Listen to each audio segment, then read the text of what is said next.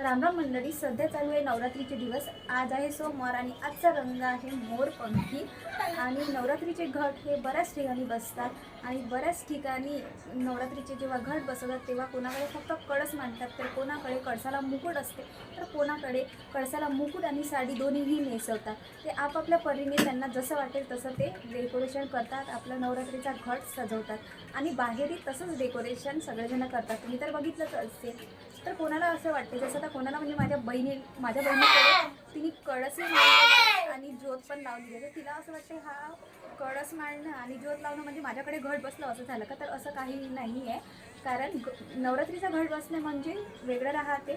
नवरात्रीच्या घटामध्ये कळस तर राहतेच, पण जी गौर पेरल्या जाते त्याला जास्त महत्त्व असते। त्याच्यानंतर ज्योत तर लावतात आणि 9 दिवसाची माळ त्यालाही महत्त्व असते नवरात्रीमध्ये।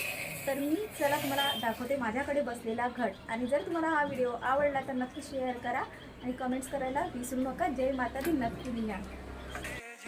हे बघा माझ्याकडे बसलेला देवीचा घट, खूपच प्रसन्न असं वाटत आहे। असं वाटत आहे खरोखर एक छोटी देवी बसलेली आहे, दुर्गा माता।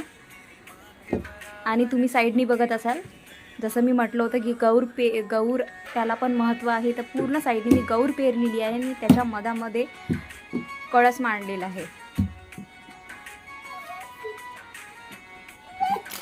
आणि हे बघा साईडनी पूर्ण छान निघाली आहे गौर। आणि तिथे तुम्हाला माळ दिसेल, 9 दिवसाची जी माळ आहे त्याला पण महत्त्व असते नवरात्रीमध्ये, ती पण आहे लावलेली। आणि तुम्ही पण तुमच्याकडे घट बसलेला असेल तर ते फोटो टाकायला विसरू नका। बघा तिथे तुम्हाला कळस दिसेल, वरती नारळ वगैरे दिसेल। आणि हे जी त्रिशूळ आहे ते मी घरी बनवलेलं आहे, कारण त्याचीच कमी होती, तर ते पण मी पूर्ण केली तिथे।